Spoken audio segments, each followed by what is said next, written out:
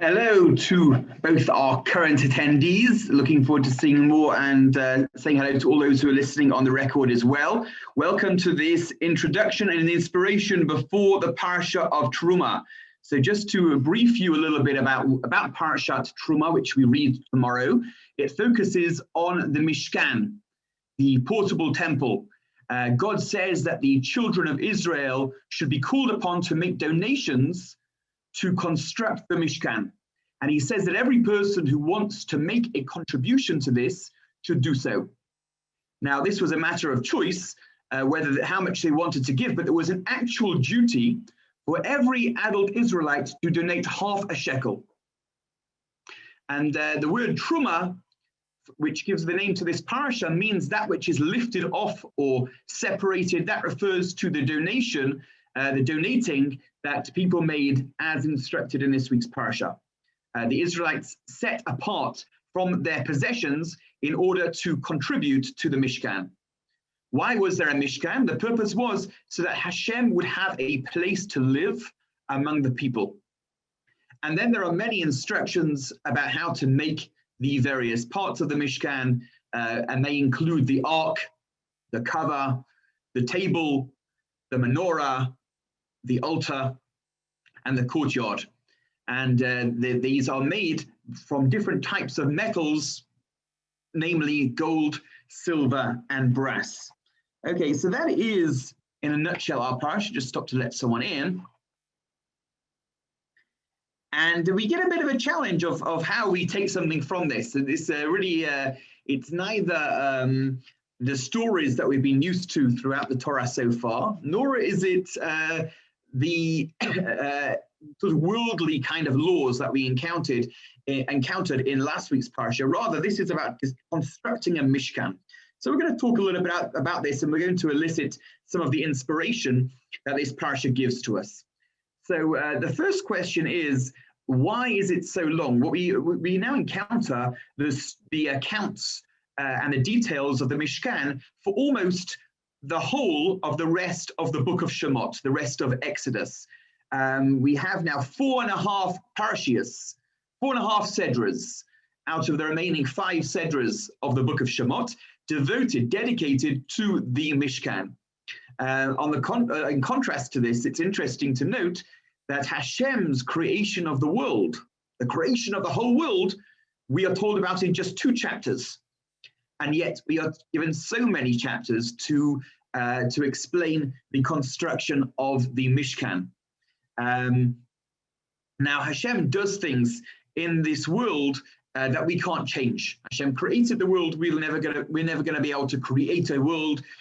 We encounter things in this world that we can't change. But the most important question for our lives, which the Torah poses to us, is what can we do to make a change to the world?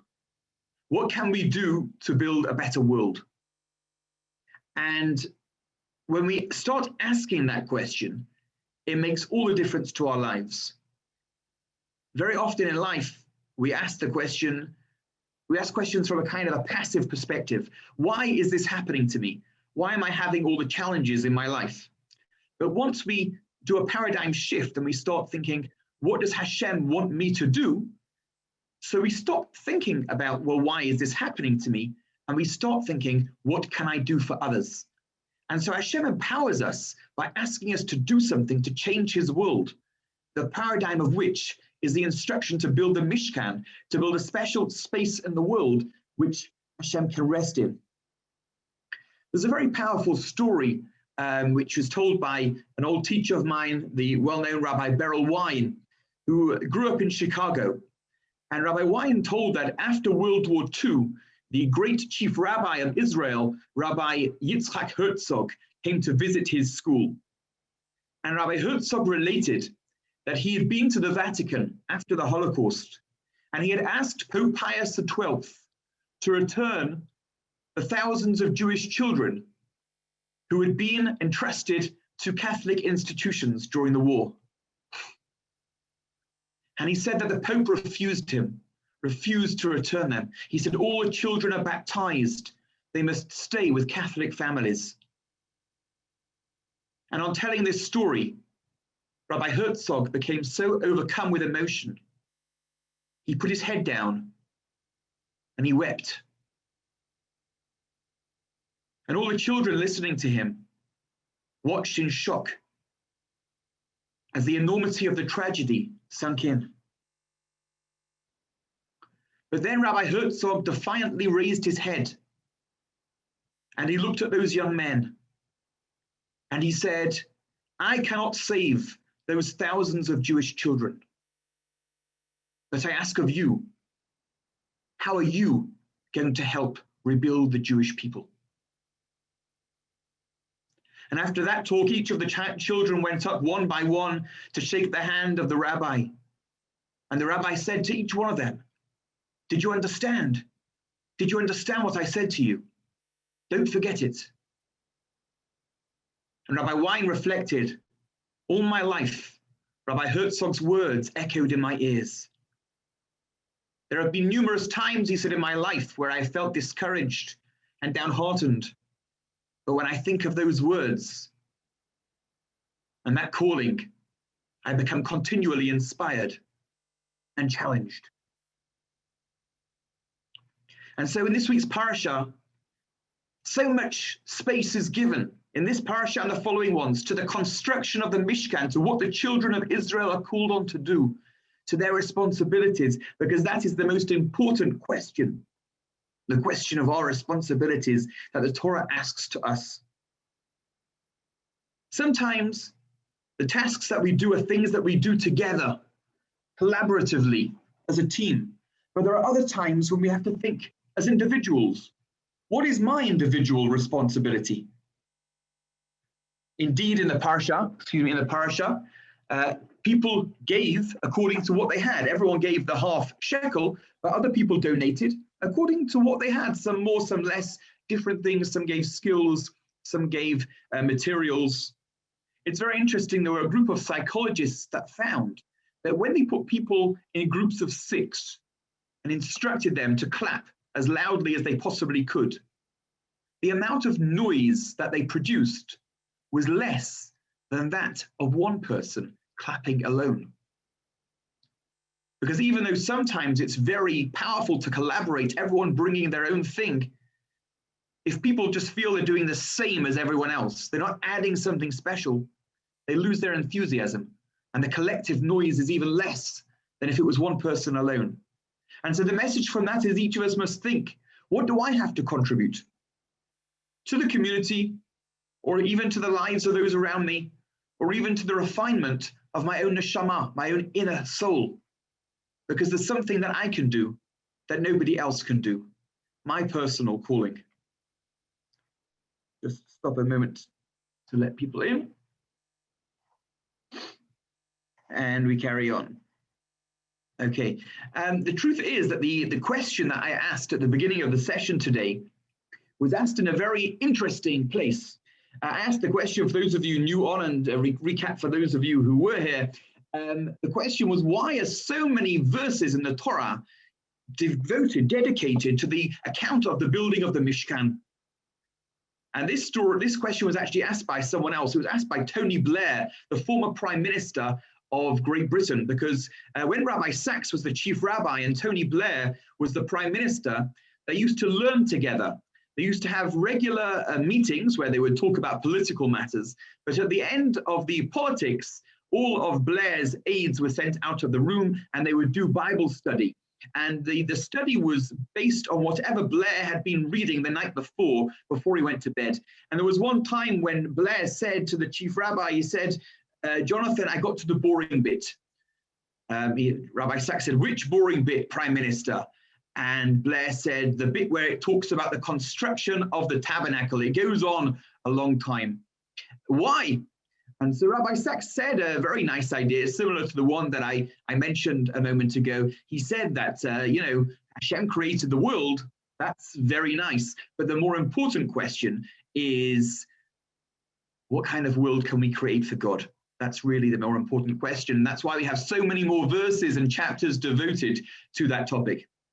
And Blair thought that was an okay idea. So Rabbi Sachs had to dig a bit deeper and reveal another layer. And that's what I want to share with you now. And it's really comes to a point which I did make earlier, which is the difference between takers and givers. The children of Israel, until this point in the story, are a group of takers. They are entitled, they feel entitled, and that's why they complain a lot. Indeed, we know a few weeks ago we read that Moses comes to save the Jewish people. He comes to speak to Pharaoh on their behalf. You'd think they'd be grateful, but unfortunately, he makes it worse. Pharaoh starts giving them more work, and the people, for the first of many, many times, turn to Moses and say, "Why are you making things worse for us? Why did you come here? You've just made things worse." A little bit later, when the miraculous happens and the Jewish people are freed from Egypt and they start going out and they come to the sea and they see the sea before them and the Egyptians behind them, they turn again to complain. "Why did you bring us out here? Were there no graves in Egypt that we had to die here?" And then they cross the sea. Miracle of miracles is absolutely fantastic. And yet what do the people complain? There's no water. The water's bitter. There's no food. Then they say that again, there's no water. It's complaint after complaint after complaint. And people who complain are takers. They're looking at what they want for themselves. And when they don't get it, they complain. And so the question is, what is Hashem to do now? What is Hashem to do with these people who are complaining? What do you do to get one better than 10 plagues and the splitting of the sea and the revelation at Sinai, none of which worked because the people are still complaining? What do you do? And the answer is, you stop the people from being complainers by making them into givers. For the first time, the children of Israel are asked to give.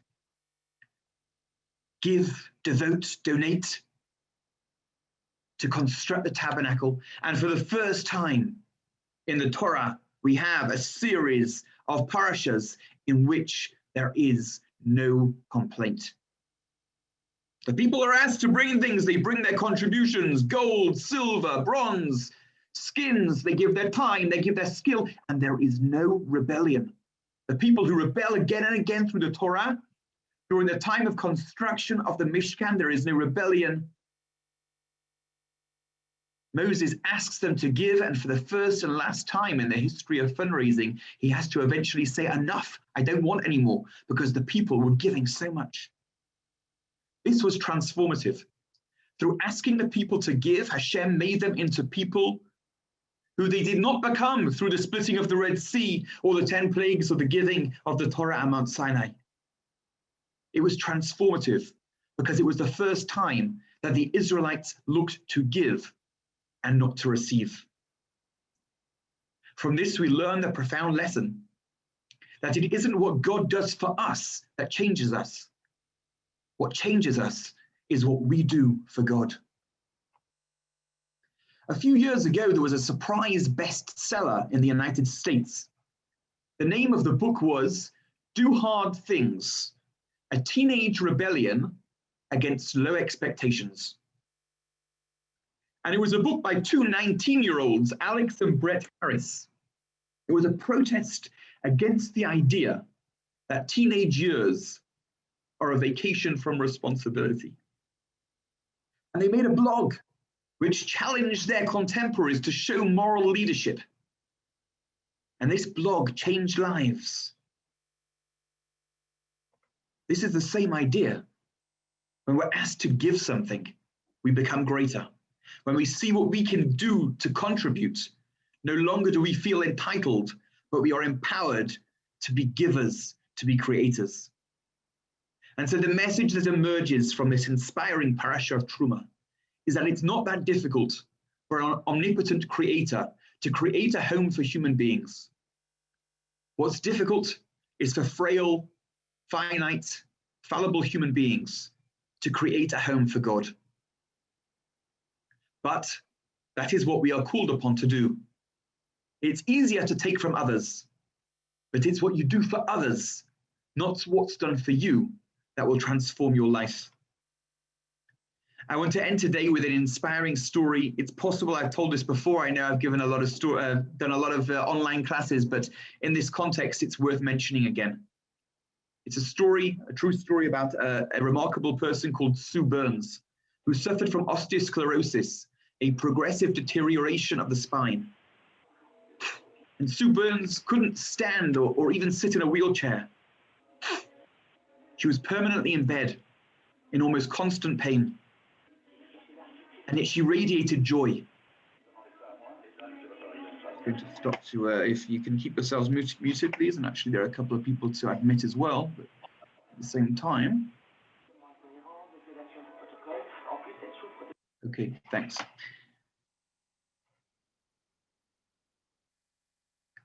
And so the question was, how was this woman afflicted with such illness able to radiate such joy? And the director of the home where she lived explained that early on, Sue had decided to dedicate her life to helping others as incapacitated as herself. There were only two problems. She couldn't get to them, and they couldn't get to her. They were incapacitated. And so this was in the days before, I think before internet, certainly before Zoom, but she taught herself computer and databases, and she built a network of relationships, developed something called the Tikva helpline. And through this, at her bed with her telephone, she became an advisor, a mentor, a friend, a person who could help other people through crises. This was someone who was confronted with such tremendous difficulty, but continued to hear that powerful question from the Torah. What must I do, even in this situation? And by doing so, not only was she able to lift the spirits of others, but she became a person who radiated joy. Thank you very much, everyone, for joining us. I want to wish you a Shabbat Shalom. Shabbat Shalom to Carol. Wonderful to see you, Arnold. Welcome back to the Beth or Zoom room. Shabbat Shalom to Rosalind. Someone's just connecting to the audio now. We came a bit late. And then we have on the phone, I assume, Mary, Diana, and Joey. I don't know if we've got all three of them because we only got two phones, but I'm sure we cover our bases by welcoming them. And welcome to all those who are listening, who will be listening on the recording, and wishing you all Shabbat Shalom. We look forward to a great week of Purim. Please read my email with the guidance for Purim, but we'll also be sending a video out next week, and more things happening next week with Purim. Please try and join us at the parking lot on Thursday night. Try to join us on Zoom, and we will be in touch. Looking forward to celebrating together. All the best and Shabbat Shalom.